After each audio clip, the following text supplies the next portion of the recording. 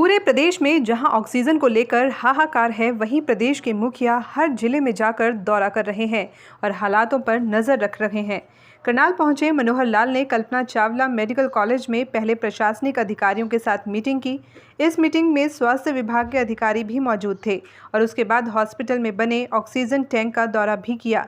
जब मीडिया से मुखातिब हुए तो सीएम मनोहर लाल ने कहा कि हरियाणा का कोटा बढ़ा दिया गया है। ये ऑक्सीजन उड़ीसा से आएगी। उड़ीसा से ऑक्सीजन लाने के लिए हमने टैंकर भेज दिए हैं। उम्मीद है 36 घंटे तक ट्रेन ऑक्सीजन लेकर आ जाएगी और हमें थोड़ी राहत मिलेगी। लेकिन इसी बीच एक परेशान कर देने वाली खबर ये भी है कि रुड़की का प्लांट ठप हो गया है, जहां से पूरे प्रदेश को ऑक्सीजन जा रही थी। उसके ठीक होने का भी इंतजार किया जा रहा है। वहीं सीएम मनोहर लाल ने कहा कि अभी तक करनाल में पर्याप्त मात्रा में ऑक्सीजन मिल रही है। छोटे हॉस्पिटल में ऑक्सीजन को लेकर पैनिक रहता है। अभी सभी हॉस्पिटल कोविड-19 का इलाज कर रहे हैं, पर अब जो सीएमओ के पास रजिस्टर करवाएगा वही इलाज कर पाएगा। सीएम मनोहर लाल ने कहा कि हम पूरा प्रयत्न कर रहे हैं कि हर मरीज को इलाज बेहतर मिले। दिल्ली से काफ़ी मरीज हरियाणा में इलाज करवाने के लिए आ रहे हैं, जिससे दबाव काफ़ी बढ़ रहा है। वहीं सीएम मनोहर लाल ने कहा कि करनाल के कल्पना चावला हॉस्पिटल में 90 बेड आईसीयू के पहले थे, 30 बेड का अब और आ गए हैं। थोड़े दिनों तक 20 और आ जाएंगे। हरियाणा के अंदर इतने आईसीयू बेड किसी और मेडिकल हॉस्पिटल में नहीं है। वहीं जाते जाते सीएम मनोहर लाल ने विपक्षी पार्टियों पर भी निशाना साध दिया। उन्होंने कहा कि विपक्षी नेता संकट की घड़ी में भी राजनीति कर रहे हैं। उन्हें अब भी राजनीति ध्यान आ रही है। इस समय राजनीति से ऊपर उठकर काम करने की ज़रूरत है। फिलहाल हालात सामान्य कब होंगे कोई नहीं जानता, पर ऑक्सीजन समय पर मिलती रहेगी तो सांस में सांस आती रहेगी। अगर एक दिन भी ऑक्सीजन को लेकर कुछ ऊपर नीचे हुआ तो उसी के साथ प्रदेश के लोगों की सांसें भी ऊपर नीचे होने लगेंगी। देखिए, वैसे तो मैं प्रतिदिन इस विषय पर कुछ ना कुछ पहले से ही बता रहा हूँ। आज के तो इतनी बात मुझे बतानी है कि जैसे कई स्थानों के ऊपर कोरोना के इस इलाज के नाते से सबसे महत्वपूर्ण चीज़ इस समय ऑक्सीजन हो गई है। तो ऑक्सीजन की जो तरल ऑक्सीजन है, लिक्विड ऑक्सीजन है, उसकी मात्रा पहले कम थी। केंद्र सरकार ने हमारा कोटा बढ़ा दिया है, लेकिन वो आएगी, सब बढ़ा हुआ कोटा उड़ीसा से आएगा। और उड़ीसा से लाने के लिए कल हमारी एक ट्रेन 5 टैंकर्स को लेकर के चली गई है और आज 2 टैंकर सुबह हमने बाई एयर भेजे हैं। अब एक दिन के बाद अथवा 2 दिन के बाद तुरंत वहाँ से जैसे चलेगी और यहाँ कम से कम 36 घंटे लगते हैं वहाँ से यहाँ पहुँचने में गाड़ी को। तो आज मुझे लगता है वहाँ से चलेंगे तो 36 घंटे के अंदर अंदर ऑक्सीजन हमारी हो जाएगी, पर्याप्त हमको मिलेगी। एक कंटेनर हमारा वहाँ से पहले से जो चला हुआ था वो आ भी गया है, इसलिए आज थोड़ी सी हमको राहत ज़रूर है। लेकिन एक कठिनाई आई है कि अभी जानकारी मिली है, रुड़की का जो प्लांट है हमारा, यानी जहाँ से हमको 20 मीट्रिक टन एलोकेशन थी, वो एक प्रकार से फेलियर हो गया, उसका और डाउन हो गया और मैं समझता हूँ जल्दी ठीक हो जाएगा। हमारी 20 टन वो भी कल्पना चावला का आपने दौरा किया, आईसीयू की ओपनिंग की है, क्या कुछ कहना चाहेंगे इस बारे में? कल्पना चावला की सारी व्यवस्थाएं, यहाँ के जो स्टाफ है, यहाँ सीएमओ, हमारे डिप्टी कमिश्नर, सबके साथ मेरी मीटिंग हुई है, सब मैंने जायज़ा लिया है और यहाँ सारी व्यवस्थाएँ सब ठीक हैं। ऑक्सीजन की सप्लाई भी टाइम से हो जाती है, किसी को कठिनाई नहीं आ रही है।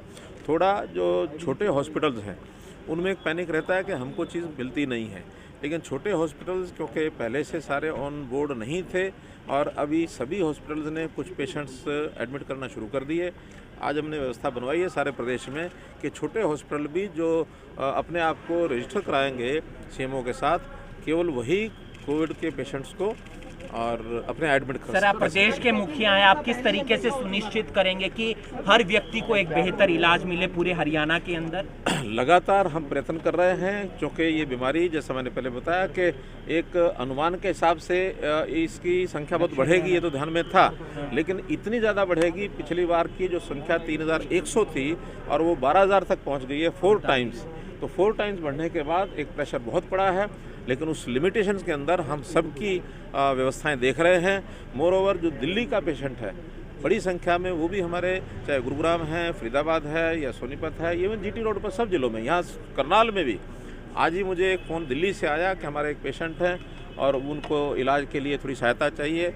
जैसे अभी दवाइयों की थोड़ा मारामारी है, उसमें विशेष तौर पर 2 रेमडेसिवियर और टोसिना।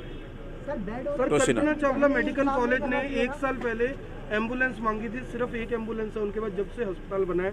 100 मॉनिटर मांगे थे, वो मॉनिटर नहीं लिए गए। कहीं ना कहीं व्यवस्था को सरकार और प्रशासन दोनों ही संभाल नहीं पाए, भांप नहीं पाए। चलिए, अब जो जो आवश्यकताएं हैं सारी हम पूरी कर रहे हैं। आज भी जैसे मैंने वहाँ एक आईसीयू बेड्स का एक अलग से कितना 30 आईसीयू बेड्स का एक नया उद्घाटन भी किया है। 90 आईसीयू बेड्स पहले भी थे, अब 120 आईसीयू बेड्स हो गए हैं और 20 और भी यहाँ आने वाले हैं। इतना बड़ा आईसीयू बेड्स का जो इतना बड़ा सिस्टम तो अभी पीजीआई में रोहतक में भी नहीं है। सबसे बड़ा आईसीयू बेड का जो सिस्टम है वो हमारे किसान अभी भी महापंचायत कर रहे हैं सर, किसान अभी भी महापंचायत कर रहे हैं। सर दूसरे राज्यों को कितनी ऑक्सीजन दे रहा है हरियाणा? हरियाणा नहीं दे रहा है। और दूसरे राज्यों से सुनिए ऐसा नहीं है। ये ऑल इंडिया का एक सारा सिस्टम है। केंद्र सरकार इसको तय करती है और केंद्र सरकार से तय होने के बाद जो कोटा जिसका निश्चित होता है वो कोटा अलग अलग स्थानों पर जाता है, क्योंकि ये जो सारी इंडस्ट्री है ये केंद्र सरकार के अंडर आती है।